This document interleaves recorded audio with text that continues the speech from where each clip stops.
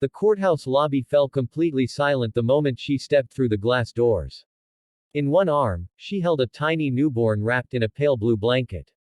In the other hand, she carried nothing but a worn envelope containing the divorce papers that had shattered her life.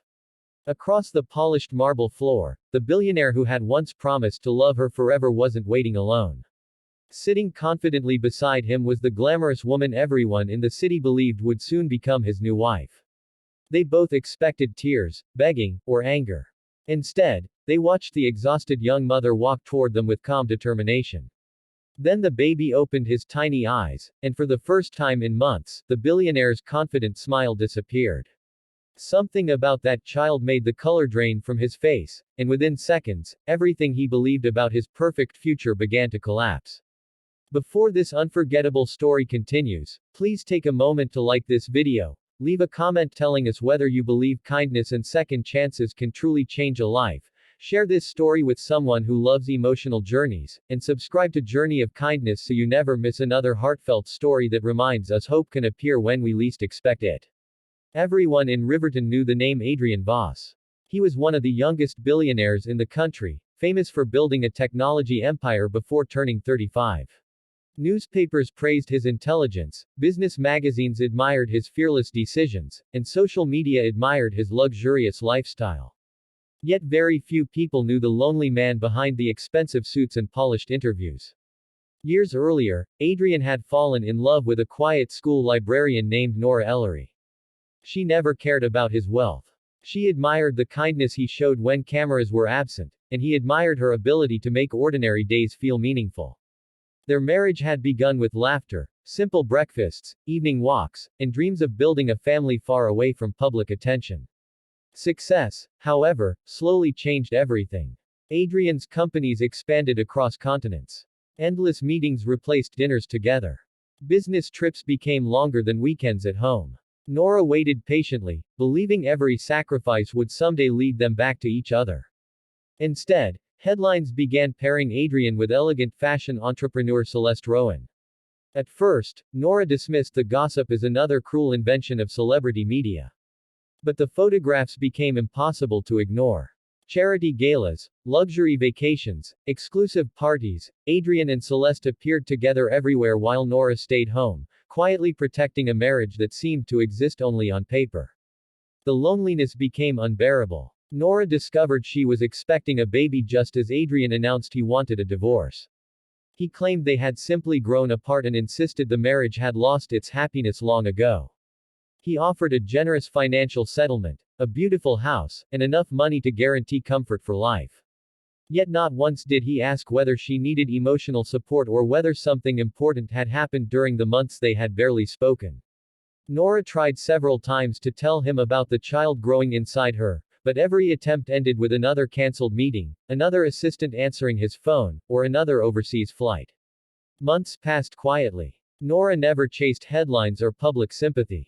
She rented a small apartment near the hospital, continued reading children's books aloud while waiting for her baby to arrive, and found comfort in neighbors who slowly became like family.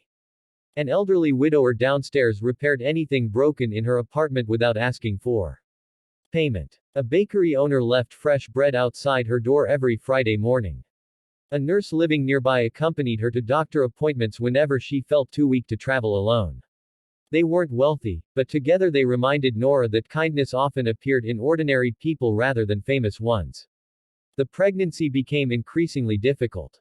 Complications forced Nora to spend weeks on bed rest. Bills piled up despite her careful budgeting, and she quietly sold many personal belongings, including jewelry inherited from her grandmother. Even during those frightening nights, she never contacted Adrian. Pride wasn't the reason. She simply believed that a father who needed convincing to care would never truly become the parent their child deserved. On a warm spring morning, her son arrived just after sunrise. The first rays of daylight filled the hospital room as tiny cries echoed through the quiet hallway. Nora named him Elias, meaning, "The Lord is my strength," because strength was exactly what she had needed to survive the darkest chapter of her life. Holding him for the first time, she realized something extraordinary. The emptiness left by betrayal no longer controlled her heart. Her future no longer depended on the man who had abandoned her. It depended on the innocent little boy peacefully sleeping against her chest. Only 2 weeks later came the final divorce hearing. Many friends urged her to postpone because the baby was still so small, but Nora refused. She wanted closure before beginning a new life. She dressed simply in a light-colored dress, wrapped Elias carefully in a soft blanket, and traveled to the courthouse beneath a bright morning sky.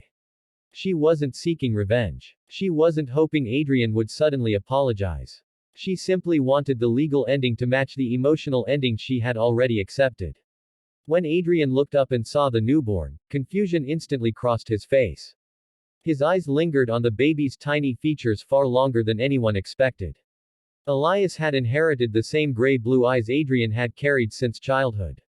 Even the distinctive birthmark behind the baby's left ear mirrored Adrian's own. Celeste noticed Adrian's expression changing and frowned uneasily. For the first time since arriving, the confident billionaire seemed unable to breathe normally. Reality crashed into him with painful force. He silently counted backward through the months, remembering every ignored phone call, every cancelled dinner, every excuse. Nora hadn't brought the baby to create drama. She had simply arrived as a mother completing unfinished legal business. The timing exposed a truth Adrian had never allowed himself to consider. His own son had entered the world while he was planning vacations with another woman.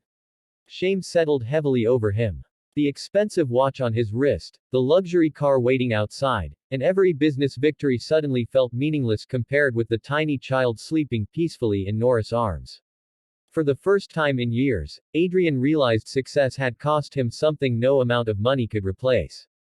The courtroom proceedings lasted less than 30 minutes. Nora answered every question calmly and signed each document without hesitation. Adrian barely heard the judge speaking. His attention never left the baby. When the divorce became official, Nora thanked the court politely, gathered her papers, adjusted the blanket around Elias, and quietly walked toward the exit without demanding anything else. Outside, sunlight warmed the courthouse steps. Nora paused only long enough to secure Elias safely in his stroller before beginning the walk toward the nearby bus stop. She had no chauffeur, no luxury vehicle, and no security team.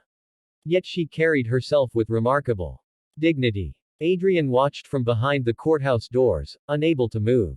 The woman leaving his life forever looked stronger than she had ever seemed during their marriage.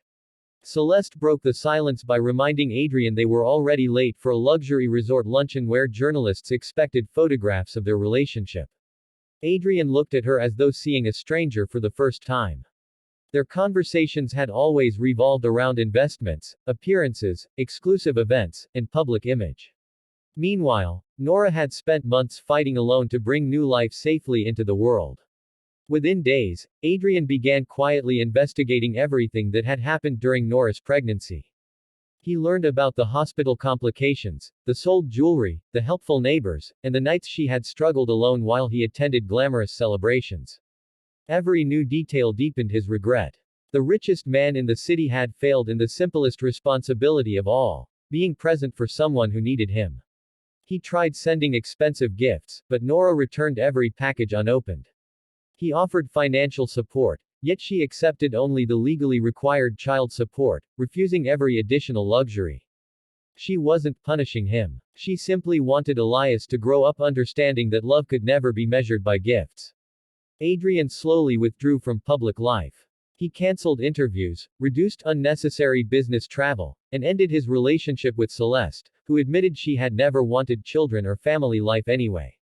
The breakup made headlines for weeks, but Adrian no longer cared what magazines printed. For once, public opinion mattered less than becoming someone his son might someday respect. Months passed before Nora finally agreed to meet Adrian in a quiet public park during another peaceful daytime afternoon. Autumn leaves drifted gently across walking paths as little Elias laughed from his stroller while chasing birds with his curious eyes. Adrian approached carefully, not expecting forgiveness. He had rehearsed speeches, apologies, and explanations, but standing before his son made every prepared sentence feel empty. Instead of asking Nora for another chance as a husband, Adrian asked for something much smaller but far more meaningful. He asked for the opportunity to become a father worthy of the title. Nora studied him silently. She noticed he looked different. The arrogance had disappeared from his posture. His expensive suits remained, but the pride behind them had faded into quiet humility. Trust wasn't rebuilt in one afternoon. Adrian attended parenting classes. He learned how to prepare bottles, change diapers, comfort a crying child, and sacrifice business meetings for pediatric appointments. Employees were shocked when the billionaire left board meetings early because his son had a fever. Investors questioned his changing priorities, but Adrian never apologized. For the first time, he understood that genuine success meant being present for the people who loved you rather than impressing strangers. Years later, Elias grew into a cheerful little boy surrounded by two parents who no longer shared a marriage but finally shared respect. Nora built a children's literacy charity with the support of grateful volunteers, while Adrian quietly funded libraries in communities that had none, never placing his name on a single building. They discovered that although some relationships cannot be repaired romantically, they can still become beautiful through forgiveness, maturity, and shared purpose. One bright afternoon, Elias asked his parents why they smiled so much even though they lived in different homes. Nora looked toward Adrian before answering gently that happiness isn't about pretending painful things never happened. It's about choosing kindness after the pain, learning from mistakes, and giving people the chance to become better than they once were. Adrian lowered his eyes, grateful beyond words that she had allowed their son to grow up knowing compassion instead of bitterness. If this story has touched your heart so far, please like this video, leave a heartfelt comment, share it with your friends and family, and subscribe to Journey of Kindness. Your support helps more people discover stories that remind us compassion can still change lives. Special request. Comment below with the words, "Kindness heals hearts," if you believe forgiveness is strongest when it protects the next generation rather than rewarding the past. As the sun slowly settled across the city, Nora watched Elias laughing while Adrian helped him fly a colorful kite across the open field. Years earlier, she had believed divorce marked the end of her story. Instead, it became the beginning of a life built on courage, dignity, and unconditional love. Adrian never recovered the marriage he had carelessly lost, but he earned something equally precious, the chance to become the father his son deserved.